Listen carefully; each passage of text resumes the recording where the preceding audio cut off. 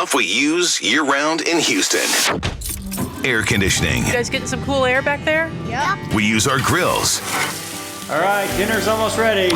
And yet we definitely always use our common sense. Trying to make a program that would have common sense. Common sense isn't so common. No, it just makes so much sense. So right now, join lifelong Houstonian Bill King as we take on the issues with a little bit of Houston common sense. Common sense. It's time for Common Sense. This is Common Sense with Bill King. Here's Bill. Hey, everybody. This is another edition of Common Sense Talk Radio with Bill King. And today we're going to do a little update on the COVID. Got two great guests today. We got Dr. James McDeavitt. He's the Vice President and Dean of Clinical Affairs at Baylor College of Medicine, heading up their COVID response. We also have Dr. James McCarthy, who's Executive Vice President and Chief Physician Executive at the Memorial Hermann System. We got a little technical difficulty hooking up with Dr. McCarthy, but Dr. McDeavitt, welcome to the show. Bill, thanks for having me. You bet. Dr. McDeavitt, we sent out a Facebook request for questions here earlier in the day, and we've really gotten covered up, so we got a lot to get into. But most of the questions are around capacity at the hospitals, beds, ICUs, ventilators, PPE, all of those critical questions. Everybody worrying about what happened in New York City happening here. Can you give us a sense of where Baylor is specifically, and then what's your sense of capacity at the rest of the medical center in the Houston area generally? Yeah, so Baylor provides faculty to Baylor St. Luke's Medical Center and Texas Children's Hospital and Ben Taub Hospital and other hospitals in the Texas Medical Center. So we've got line of sight into a number of the hospitals. Now, when you look at the aggregate data across Texas Medical Center, they've been using these terms phase 1 capacity, phase 2 capacity, phase 3. Phase 1 is the normal capacity. That's the when you're operating under normal circumstances, and ordinarily a hospital likes to be at about 75 to 80% of that capacity. We have now outstripped that capacity, and we're into what is now called phase 2. And that is phase 2 capacity is, the analogy I use, it's like your favorite restaurant on a Wednesday evening. That's phase 1 capacity. Normal amount of tables, normal number of waiters. And then you go to your favorite restaurant on Mother's Day. That's phase 2 capacity. The restaurant brings in more tables, hires more waiters, orders more food, and you still have a perfectly good meal, good quality, good service. That's phase 2 capacity in hospitals. There are existing beds that they put ventilators next to the beds. They add monitors. And they've got qualified staff to care for patients and create additional beds. The TMC facilities across Houston can create an additional 373 beds that way. But now we're into that capacity, and if this goes on for another couple weeks, we will breach phase 1 and be into phase 3, which is another level that involves putting beds in places you wouldn't ordinarily put them, doubling up beds in rooms, repurposing some staff, and hope we don't get there. But if it continues, we could. And how many more beds would phase 3 add? Phase 3 adds just above 500 additional beds. Okay. So again, there's lots of beds. And is it primarily the ICU capacity that's the problem right now? Yes, it's absolutely the ICU capacity. There are actually plenty of med-surg beds right now. ICU capacity is where we get worried, and that's because it's just not the bed. It's the ventilator, and it's fairly specialized staff to take care of the patients in those beds. Well, I guess there's also the issue of having to isolate these people separate from everybody else. I mean, you can have a heart patient and a kidney patient in the same hallway, but you can't really mix COVID in with other patients, I assume.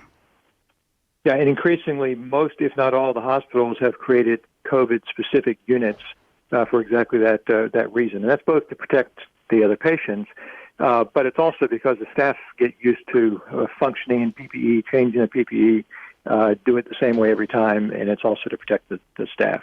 Right. I think we got Dr. McCarthy on the line. Are you there, Dr. McCarthy? I am, yes. I apologize for being a moment late. No problem.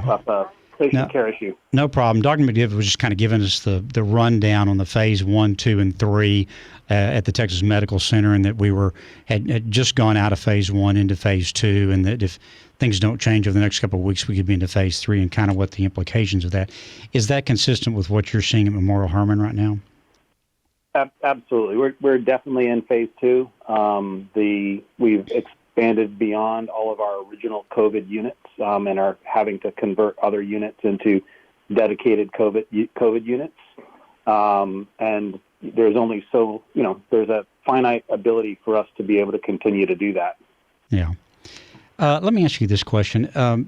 It's when you look around the country at the total number of cases versus the total number of hospital beds in the country, it's still a pretty small percentage, but it seems like the problem is particular locales getting overwhelmed quickly. Is that really what we need to be worried about?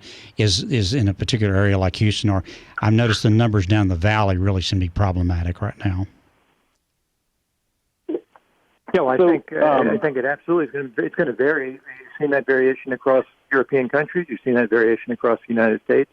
I think we will continue to see hotspots. Houston is currently a hotspot, but as Houston fades off into memory, there'll be other hotspots that will crop up until there's a vaccine available and we can actually get rid of COVID-19.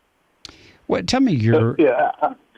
Let me add one piece to that. Right. I think I would completely agree in that having open and available beds in Oklahoma or in Michigan isn't terribly helpful to the folks in the valley. Yeah. So the local overwhelming can happen. But the other piece that's really important that is often forgotten when we're talking about capacity is all of our hospitals in Houston are relatively full right now, but only a percentage of those patients are patients with COVID. We still have all of the other medical illnesses that are part of our day-to-day life with heart attacks and strokes and cancer care, brain tumors, all these things that didn't stop when COVID shows up. So we have to be able to continue to take care of those patients as well. And that's part of why the COVID numbers up compared against just the hospital's capacity doesn't tell you the whole story about what's happening in the hospitals.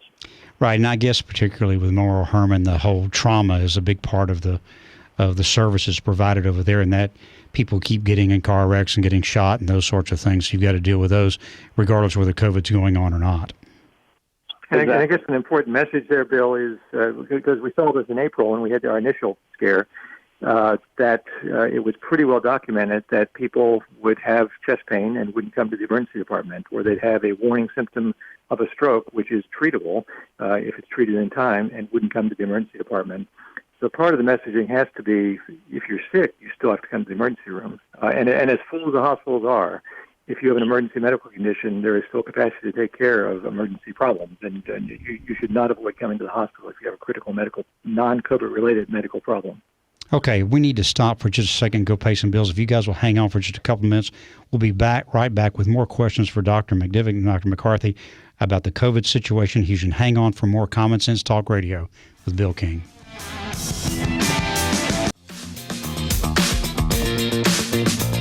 Hey everybody, this is Bill King back with more Common Sense Talk Radio. We're getting our COVID update today from some real experts, Dr. James McDeavitt at Baylor College of Medicine and Dr. James McCarthy, who's Executive Vice President at Memorial Hermann System. I want to talk to you guys for a little bit about what therapies you're using these days and how effective they are. I think a lot of people have noticed that the mortality rate seems to be coming down pretty dramatically on the cases that we're dealing with. And I'm curious, it would seem like to me the most likely cause of that is you guys are just getting better at treating this. Let me start with Dr. McDeavitt. Tell us what you're doing at Baylor in terms of therapies and what the clinical outcomes are and how that seems to be improving. I think there are a number of things. You touched on some of them, Bill. Part of it is just in April when this first started, not only did we not have any therapeutics, but we were dealing with a brand new disease and no one knew how to treat, and it was frankly a little frightening for people. Now we have seen hundreds of patients with COVID-19, and some of the care has gotten more routine. A good example is it seems to be a proven benefit to put people in a prone position, to put them when they're on a ventilator, put them face down rather than face up. That's not a natural thing for hospitals to do. Well, all the hospitals have gotten good at proning patients and ventilating them in that prone, unnatural position. Seems to have an impact.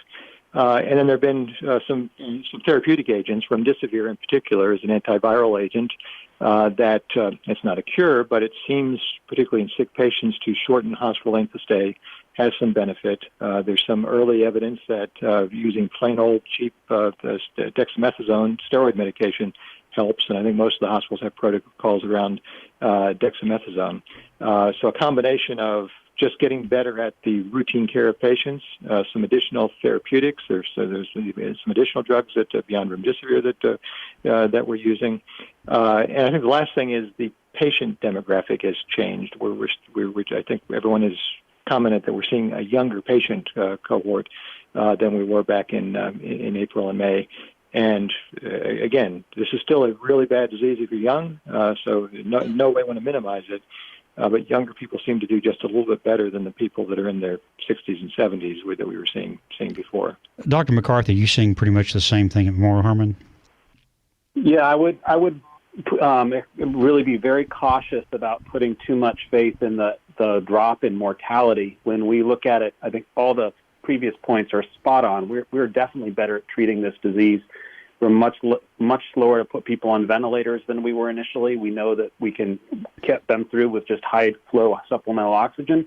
But if you look at specific age demographics, the mortality within age brackets has not changed dramatically. It has come down some as we've gotten better at this. But the real driver, I would say, of the drop in mortality when you just look at aggregate numbers is, as was mentioned, we have had a real shift in the demographics of people being tested, but also with increased testing availability, we are increasingly testing people that never end up in the hospital. So if you'll remember when this started in April and there was such little testing capacity, the only people who got tested were at acute care hospitals who were sick enough to come into the hospital and stay. So now we have lines of people who have minimal symptoms or no symptoms getting tested in the community, and they have a much milder variant of the disease. They're doing very well. So they help make the mortality drop. But for the people that are sick and up in the hospital, the mortality is still quite high depending on their age demographic. Yeah, that's an interesting point. I've been tracking on the COVID tracking project. I've been looking at the cumulative hospitalizations versus the total positive cases, and that percentage has been steadily going down, to your point, Dr. McCarthy, which is you have people that are coming in. Well, like a lot of employers these days are requiring tests before you come back to work.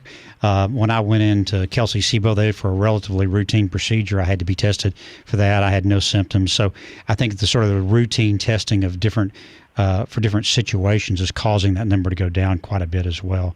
Let me ask you, either one of you have anything to say about plasma therapy? That sort of got announced, and it looked like it was going to be something that was going to be pretty significant. I haven't heard that much news about it later, but the convalescent plasma. Dr. McDeavitt, what's your understanding of the status of that? We use it.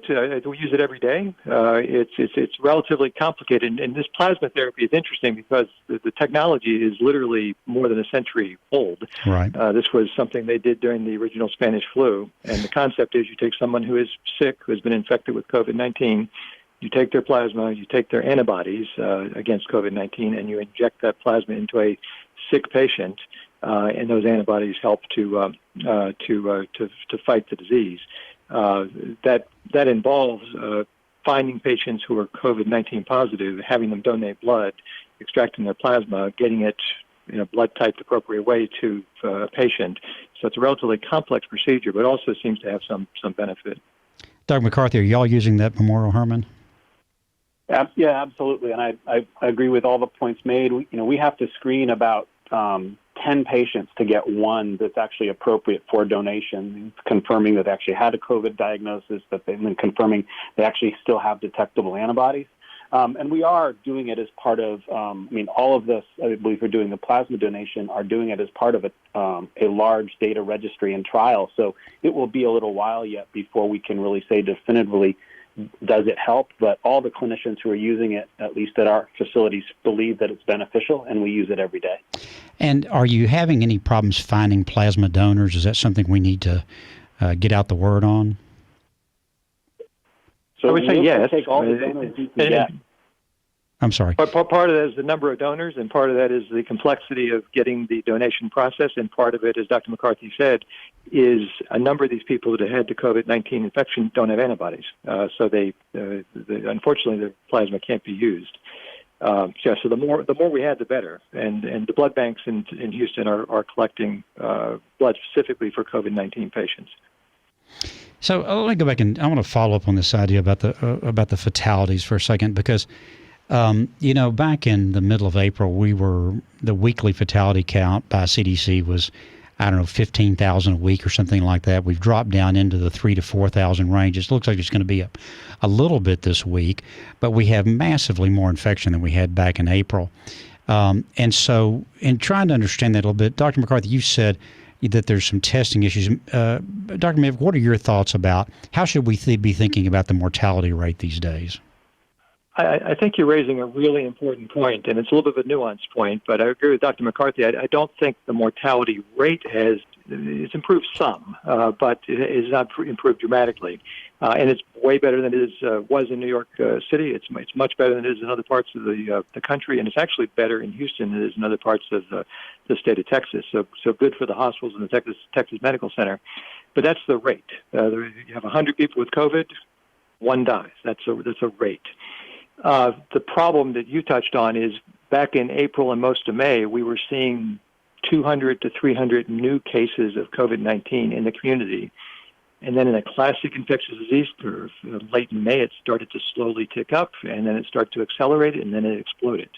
And it got to the point that we were at about 1,600 new COVID patients a day. So from 200 to 300 to 1,600 is a huge increase.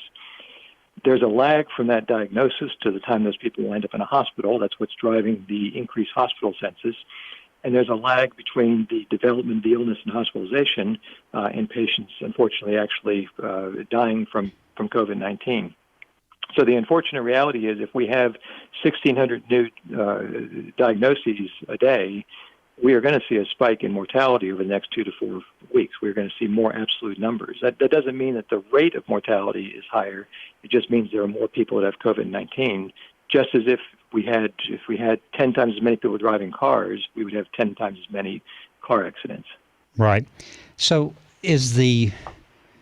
you talked about these sort of bell-shaped curves, which I by studying up for this show, I've found something called Farr's Law that it predicts these things will follow more or less a bell curve. Is that something that we can rely on, that this is going to top out and go back down at some point in time? Is that a guaranteed thing? I don't think it's quite as simple as that. And you can look at the rate of new cases across the Houston 9-county area and map that against when we started to reopen in May and when we reopened again in mid-May and the Memorial Day holiday and the protests and all the things that have happened cumulatively to drive our case rate. And then put that against what we've done with masking, with the bars, with the restaurants, with the request to stay home. There's been a lot of activity here. And I think importantly, increased public scrutiny and awareness that this is actually a really, really serious problem. So we're going to get better compliance with social distancing. So we'll see this number. I think we already have seen cases stabilize over the past week or so in Houston. We're around that 1,600 level, but it doesn't look like it's still climbing. That's good, and I hope that continues. But as soon as we relax social distancing, then we'll see that start to escalate again. I think that is the only way we have to control it right now is masking and distance. I guess I'm curious about. I'm sorry. Go ahead, Dr. McCarthy. I would just add. I think that the classic curve doesn't reflects the kind of natural disease state run wild, not with attempts to slow it down and to mitigate as we've done with the social distancing and all of those. And to think of this also as a finite singular event is also, I think, a flawed analogy in that we would expect to see this sort of second waves that people talk about where outbreaks pop up in other parts of the country. It may circle back here as someone travels back here. So it's not like a singular event that you just roll over and then we're done with it.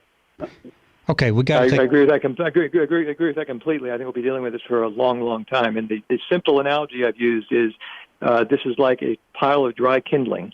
one stick ignites, it ignites all the other sticks, and all social distancing does is spread the sticks apart so they don't ignite each other. Once you push them together again, they'll reignite. And once we stop paying attention to social distancing, the virus will start to spread. Okay, we got to take a quick break. We'll be right back in a couple of minutes here with more Common Sense Talk Radio with Bill King, with Dr. James McDeavitt and Dr. James McCarthy. Be right back, folks. Hey, everybody. Bill King back with more Common Sense Talk Radio. We're here talking about COVID, getting an update from the experts, Dr. James McDeavitt at Baylor College of Medicine and Dr. James McCarthy at Memorial Hermann System. I want to kind of finish up that conversation on the mortality rate for a second. The CDC has come out and estimated that the fatality rate is something less than about 0.5%. Dr. McDeavitt, does that sound reasonable to you based on what you're seeing in the clinical practice? I would guess that the mortality rate in Houston is slightly higher than that estimate. The number I've seen is right around 1%, and I'm not sure what you're saying with Memorial Hermann. Dr. McCarthy, what do you guys I think? would agree. Yeah, I would agree. I think we're a little higher at Memorial Hermann, looking around the region. And again, I think important to stress that the mortality is very different depending on age. But if you look at Houston's underlying health and pre-COVID, with our obesity rates, our rates of diabetes, hypertension, cardiac disease, we're a higher risk city than some areas that have better overall health. Yeah, that's a great point I wanted to follow up on. It's actually the next question. Tell me, what are the complicating factors that you're seeing clinically that are really causing a difference in the outcomes of the patients? Dr. McCarthy, why don't you start, and then Dr. McDeavitt, you give us your view on that. Sure. So there are several conditions that seem to set people up for a worse outcome. Obviously, to start with, anyone who has an underlying immunological suppressed condition, those folks are medically vulnerable at high risk. But we're also... So that's an HIV patient or something like that? HIV or a cancer or leukemia, or they're on medications for a autoimmune disease that lowers their immune system. So someone who has, say, example, lupus or something like that. But then we're also certainly seeing it in patients who have pre-existing heart disease and hypertension. We certainly see increased risk also in people with pre-existing kidney disease, and then finally pre-existing lung disease. Those folks seem to be much more vulnerable than the otherwise healthy. Dr. McDeavitt, are y'all seeing the same thing at Baylor?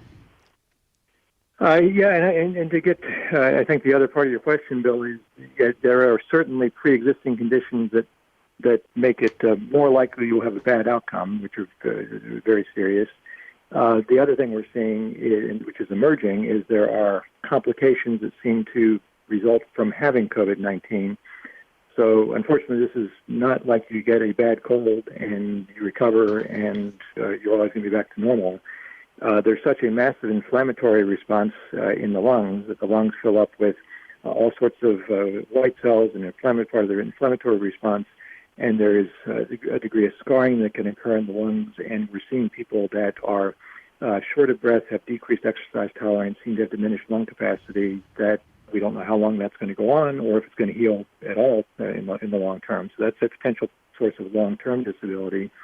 And then increasingly, there's evidence that there's a hypercoagulable state where your blood tends to clot more easily, and we're seeing people that have an increased risk of heart attack, stroke, kidney disease, peripheral vascular disease.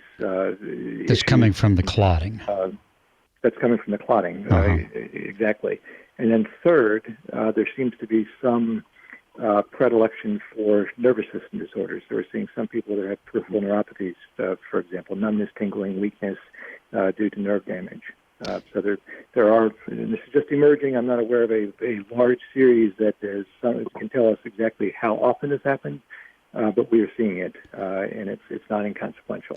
I've read those cases anecdotally, but I haven't seen anything that tries to quantify what percentage of patients are getting those. You got any guesstimate on that, or either one of you seen anything along those lines to sort of quantify how often these longer-term effects are going on? I've not seen anything that quantifies them. Yeah. I think that's a question that'll be answered at some point in the future. We won't know for months the answer to that question. I was watching a lecture by John Hopkins professor the other day that said 10 years from now we'll still be studying this and trying to figure out what happened. And I'm beginning to think he may be underestimating it 10 years. Let me ask you about... I think it is... Go ahead, John. Can I add one comment? I think it is worth mentioning that we shouldn't just be focusing on the mortality. To that point, the morbidity of this disease can be substantial in people who don't die. Long-term health consequences that we still don't fully understand, protracted illness, not uncommon for people to be sick for 4 to 6 weeks with this. So even if you don't die, this can be a pretty rough course. Let me ask you about obesity, because I've heard a lot about that, but I haven't seen anything that quantifies that. I have a friend who is an emergency physician with a large system here in Houston, and he commented to me that he's seen a lot of problems with morbidly obese patients. Is that a factor? Yeah. So, I mean, I think it's not just, and importantly, it's not just morbidly obesity, but, kind of what we would say often, people just look they're a little heavy. But those who are medically obese, we certainly see them as a higher risk cohort for having more complications and a more severe course of illness.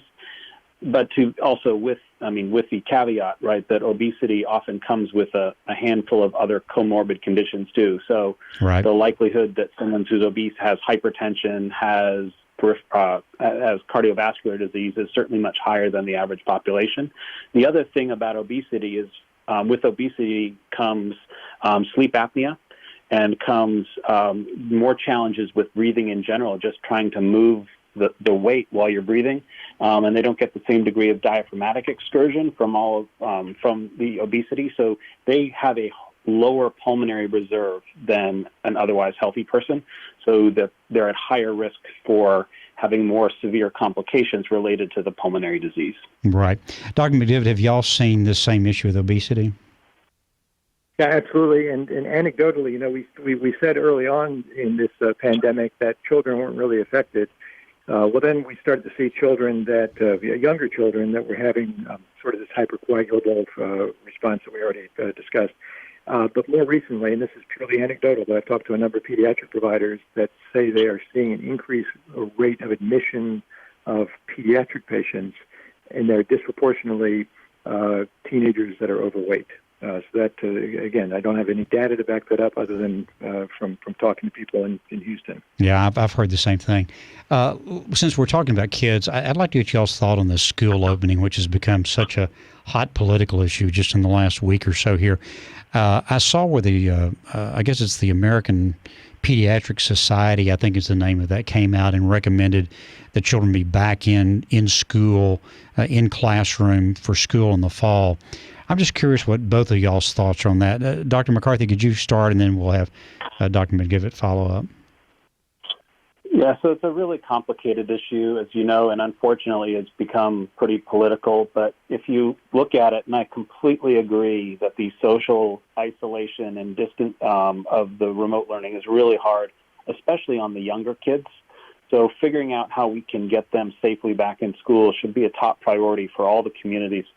I think but it's also, I think, going to need to be a very local kind of solution or answer that in a city that's exploding with COVID, much as the way we have been for the last couple of weeks, it's sort of impossible to imagine schools opening at a normal cadence. Parts of the country that have really normalized their rate, some of the parts in the Northeast that were so bad before, developing a safe way for them to get back in school, I think is certainly appropriate. And we will get our kids back in school here, I'm confident, but we're going to need to be creative and thoughtful about distance measures we put in place and very careful surveillance so that if cases start to appear at a school, we can quickly source control and keep it from spreading through the whole school. Dr. McDeavitt, tell me what you think about that. And also, I'm curious about this sort of controversy that, we don't know whether children can transmit it or not. Does that make any sense to you, or what do you think I know we don't have a lot of data on that yet. Yeah, well, first of all, I'm glad you asked Dr. McCarthy this question first, because it's a really, really difficult question for which I don't have a good answer. But the issue with children in schools, obviously we need to get people back to school.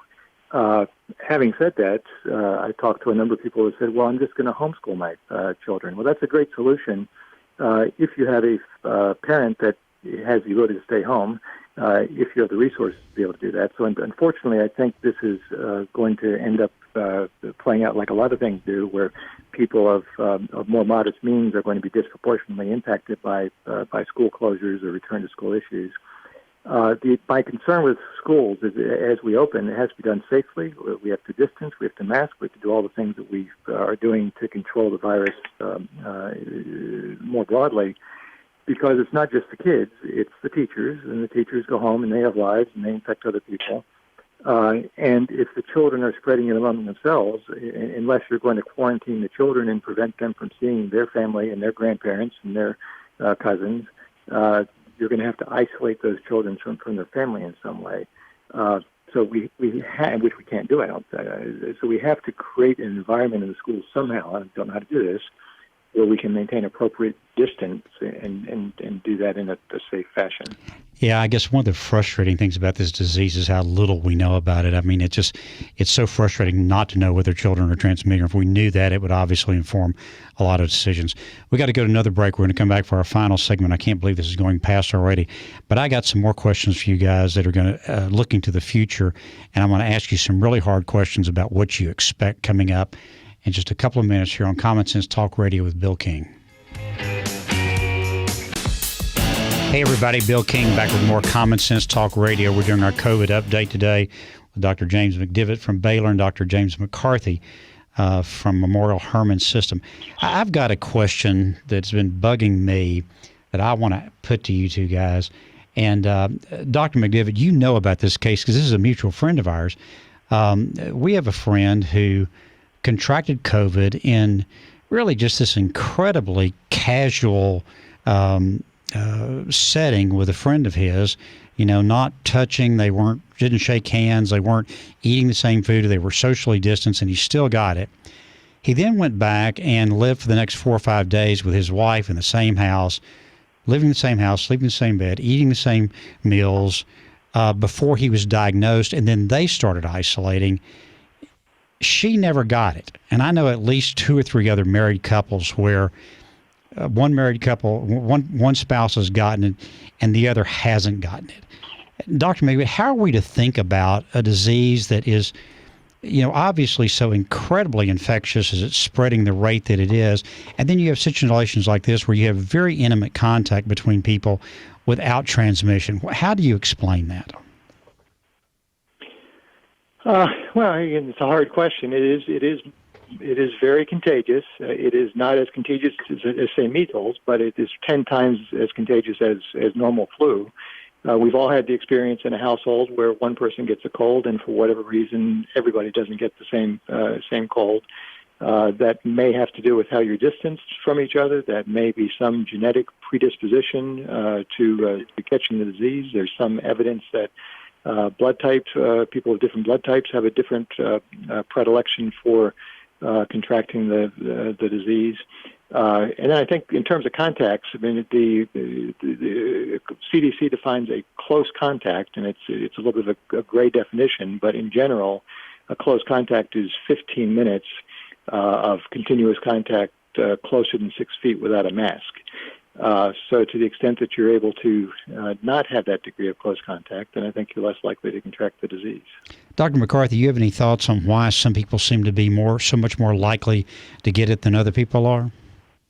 No, I think, unfortunately, that's still a question we are still learning a lot about, right? We know that, even in areas where there have been those sort of super spreader events where a bunch of people are all in the same room with all the same exposure, not everybody always gets sick. So I think it's real.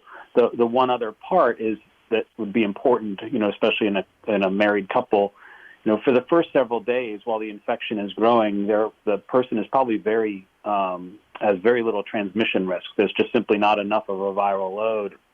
And if their symptoms then depends on how much contact they had in the 24 hours before their symptoms really start. Because once the symptoms start, most people figure it out pretty quick and isolate.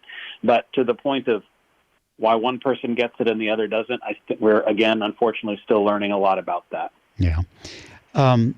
I'm curious what each of you also think about how much asymptomatic disease there is out there. I think, if I recall correctly, I think the CDC has estimated there may be 10 cases for every case that we're diagnosing with a test right now. Does that, Dr. McCarthy, does that sound like a reasonable range? Do you have an opinion about that?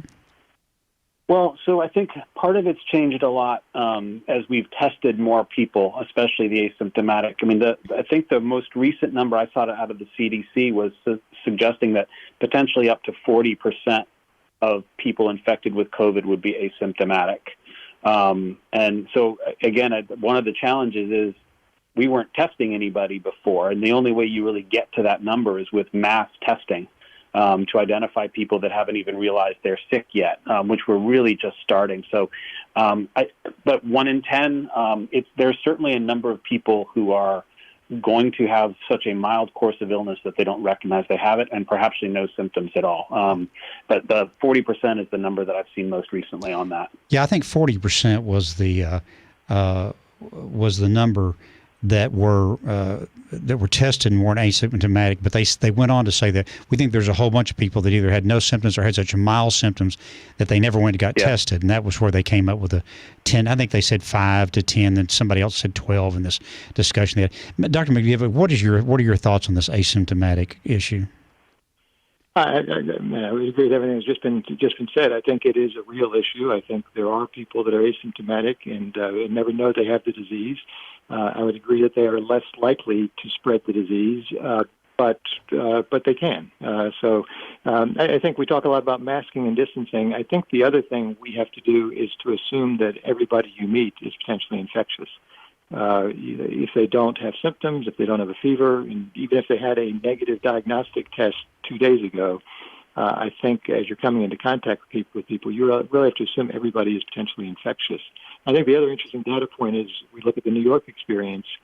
There are now neighborhoods around New York that when they do prevalence testing, when they actually do the antibody testing to see who has been exposed to the virus at some point in the past, there's some neighborhoods around New York that are approaching 60% of people that have been exposed, and nowhere close to 60% were symptomatic with COVID-19. So obviously, there's a lot of asymptomatic exposure that's going on. Yeah, I saw the story on that. Actually, there was a neighborhood this morning they reported that was over 70% positive on the antibody test, which is a truly stunning number. And I guess that raises another issue. We keep saying that we're not going to be done with this until we get a vaccine. But isn't it true that eventually we're going to get to herd immunity with or without a vaccine? Isn't that always what's always happened in the past? Well, yes, herd immunity would get us there. The part of the problem with that is nobody knows exactly what that means. It varies based on the disease. There's some people that say, well, once we get to 60 to 70%, then we'll have herd immunity. There are others who say that we'll have to have 90% of the population infected. That's an awful lot of people. That's an awful lot of sick people. That's an awful lot of deaths.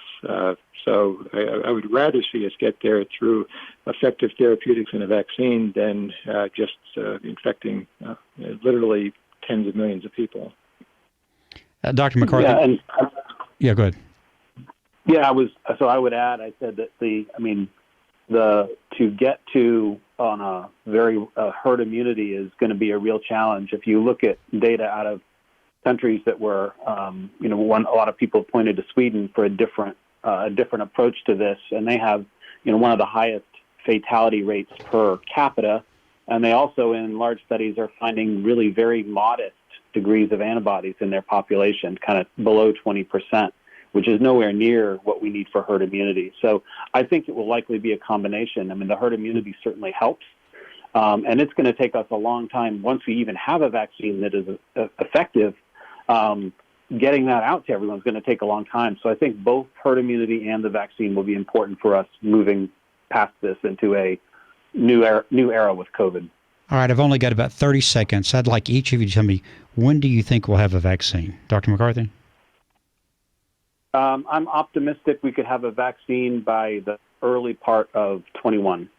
And Dr. McDeavitt, what about you? Realistically, my guess would be summer of 2021. Okay.